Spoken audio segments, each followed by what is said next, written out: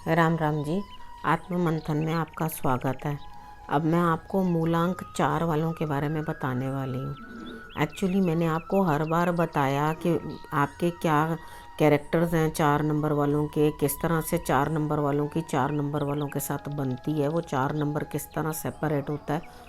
लेकिन आप सब लोगों ने मुझे कमेंट करके बताया कि हमें टैरो रीडिंग के अंदर मत बताओ, आप हमें अलग से बताओ, हमें समझ नहीं आती। किसी ने कहा हमने टॉपिक नहीं देखा, तो हमने तो अपना रीडिंग खोली तो हमें पता चला, तो आप हमें अलग से दो ताकि उसमें हमें समझ में आए। ठीक है, मैं आपको अलग से दे दूँगी और आप उस चीज़ को जो है समझ लेना। ठीक, इसमें हम सिर्फ टैरो रीडिंग की ही बात कर लेते हैं कि कार्ड्स जिस तरह से आपको बताते हैं, कुछ नेगेटिव कुछ पॉजिटिव, वो कार्ड जैसा आ रहा होता है वैसा इवेंट तो देता है। अच्छा बताता है तो अच्छा इवेंट भी देता है। आपको जिस तरह से मैं बताती हूँ, आप लोग मुझे पर्सनली भी मैसेज करते हो और आप मुझे वीडियोस के नीचे भी मैसेज कर देते हो कि भाई हमारा सेम इसी तरह से आया है, तो thank you so very much. आप लोगों को पसंद आती है ये रीडिंग मेरी, तो मैं इसी वजह से करती जा रही हूँ आप लोगों के लिए। उसके बाद आप करना क्या है, जैसे मैं मोटिवेट कर देती हूँ, आपको समझा देती हूँ किस तरह से करना है। क्योंकि जीवन में कितनी बार कुछ चीज़ें होती हैं वो एक दिन के लिए ही आती हैं। अगर कुछ अच्छा नहीं आ रहा तो हम अंदर से प्रिपेयर्ड होते हैं कि हाँ, इसको हमने इसी तरह से करना है, हमने इस सिचुएशन को इस तरह से बच के निकल जाना है। वो तो आना है, हम रेडी हैं उस चीज़ के लिए। तो क्या होता है, हमारा जो मन होता है ना, वो पहले से स्ट्रांग हो जाता है।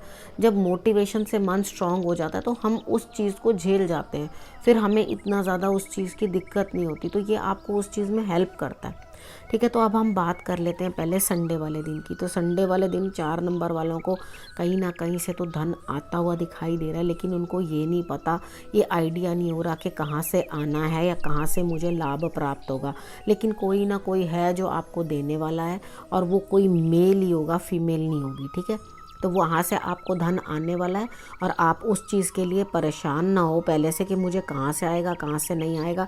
आ जाएगा, बस इस चीज़ की ध्यान रखो। जब वो सामने आ जाएगा तो आपको पता पड़ जाएगा कि कौन है वो जो आपके लिए कर रहा है। अब आपने करना क्या है, संडे वाले दिन आपने कृष्ण भगवान की आराधना किसी भी रूप में कर लेनी है। उनका नाम ले लेना, तो या उनको कुछ भोग में खिला देना, वो आपकी जो भी इच्छा है वो आप कर देना। ठीक है, अब मंडे वाले दिन की बात कर लेते हैं। मंडे वाले दिन में ऐसा लग रहा है कि आपके लिए कुछ ना कुछ प्रॉब्लम है, आपको कुछ दिक्कत महसूस हो रही है और आपको अकेले ही उस चीज़ से जूझना पड़ेगा और आपको आगे बढ़ना पड़ेगा। क्योंकि वो ऐसी कुछ चीज़ भी हो सकती है जो शायद आप किसी से शेयर ना कर चुके हों या किसी को बता ना चुके हों या बताना नहीं चाहते। इस तरह से करके आपके मन में कुछ ना कुछ उधेड़-बुन चल रही है।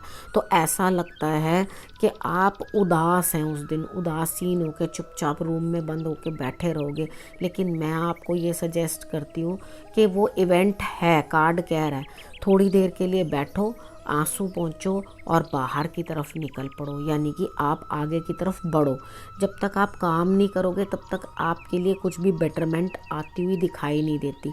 और जो भी कुछ काम है जिसके अंदर आपको प्रॉब्लम्स दिखाई दे रही हैं, उसमें आपको कुछ ना कुछ सॉल्यूशन करने के लायक अपने दिमाग को बनाना पड़ेगा। अगर आप उदास रहोगे या खुद ही गम में डूब जाओगे तो उस सिचुएशन से निकल के आने का रास्ता आपको सुझाई नहीं देगा।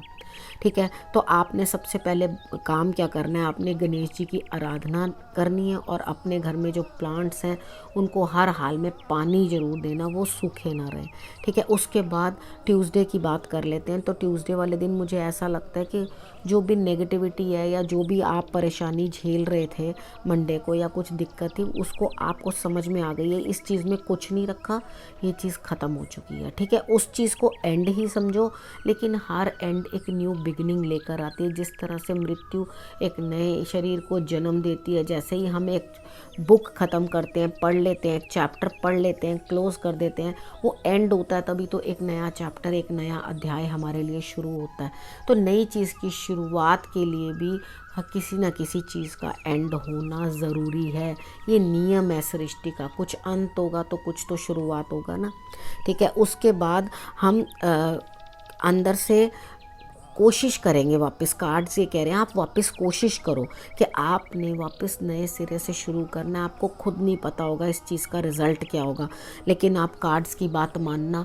कार्ड्स आपको कह रहे हैं कि फिर से शुरू करो। आपका मन अंदर से इतना डिटैच हो जाएगा कि आपको लगेगा कि मुझे एक्चुअली ज़रूरत नहीं है किसी भी चीज़ की, तो मैं वापस, ठीक है, जो मेरे को ईश्वर ने दिया सब कुछ मेरा लुट गया, ये इस तरह से करके आपके मन के अंदर फीलिंग होगी। लेकिन वो गलत फीलिंग है, वो एक नेगेटिविटी जो है ओवर पावर कर रही है। ट्यूसडे वाले दिन बजरंग बाण का पाठ करना है आपने, हनुमान जी के आगे आपने चमेली के तेल का दिया जलाना है, ताकि आपके लिए जो है पॉजिटिविटी बढ़कर आगे आए, ठीक है। और मेरी बात मानो, कोई भी काम शुरू कर देना और उसके बाद आपको रिजल्ट्स जो है मिल जाएंगे, देर या सवेर, लेकिन पॉजिटिव ही मिलेंगे, ठीक है। आपने शंकर भगवान को भी फूल ज़रूर अर्पण कर देना, सफ़ेद रंग का पुष्प जो है आप उनको अर्पण कर देना। उसके बाद हम बात कर लेते हैं वेनसडे की। अब वेनसडे वाले दिन क्या होगा कि आपके लिए कुछ ना कुछ इस तरह का रहने वाला है कि आपको भगवान अपने तरीके से कुछ ना कुछ समझाएंगे। तो आपको करना है कि उस चीज़ को समझना है। आप अपने लिए जो स्टैंडर्ड्स चाहते हैं या यूज़ करना चाहते हैं, समझना चाहते हैं कि जो मेरे साथ जैसा कोई बिहेवियर करे तो वैसा ही बिहेवियर आप दूसरे के लिए भी करो।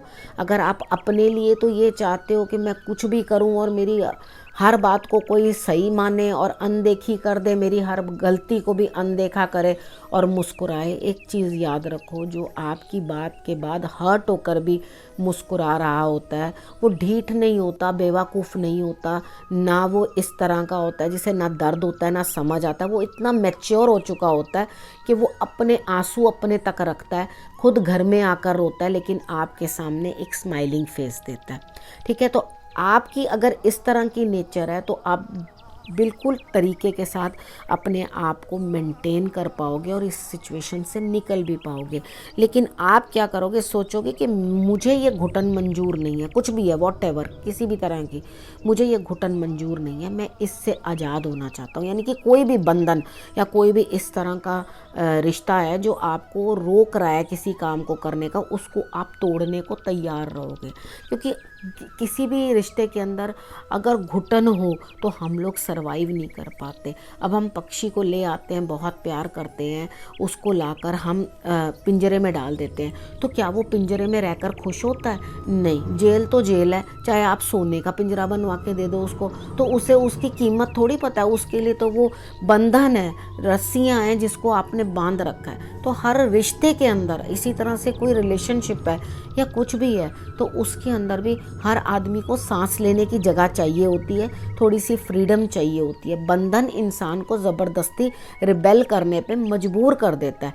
तो किसी भी रिश्ते के अंदर रिबेल नहीं होने देना, इस तरह से करके रहो कि आपको जो है सबको एक दूसरे के साथ फ्रीडम मिले और थोड़ा सा संयम भी बना रहे, यानी कि संस्कार भी बने रहे। फ्रीडम का मतलब ये नहीं है कि सब छोड़ छाड़ के आगे को बढ़ जाओ और जो मर्जी घर वालों का होता रहे, वो चीज़ नहीं है। उसके अंदर ये है कि आप अगर किसी चीज़ के एंटी बोल रहे हो तो आपके बात के अंदर दम होना चाहिए, उस चीज़ के अंदर कोई लॉजिक होना चाहिए, तब तो आपकी बात कोई सही से समझेगा, नहीं तो नहीं, ठीक है।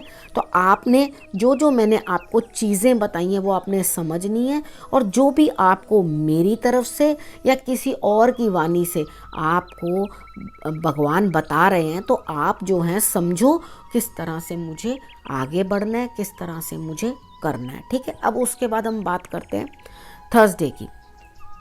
थर्सडे वाले दिन मुझे ऐसा लगता है कि आपको कोई ना कोई कहीं लॉस भी हो सकता है, सोच करके पैसा जो है अपना लगाना, या कहीं इन्वेस्टमेंट में कोई घाटा, करी हुई इन्वेस्टमेंट के अंदर भी घाटा हो सकता है।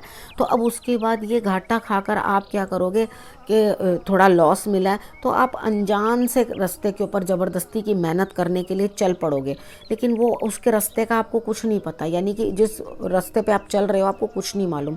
तो बेटर है अगर आप कहीं इन्वेस्ट कर रहे हो तो लॉस खाने की बजाय आप ये चीज़ समझो कि मुझे पहले किसी एक्सपर्ट की एडवाइस ले लेनी चाहिए रादर देन कि प्रॉब्लम में आ जाओ, ठीक है।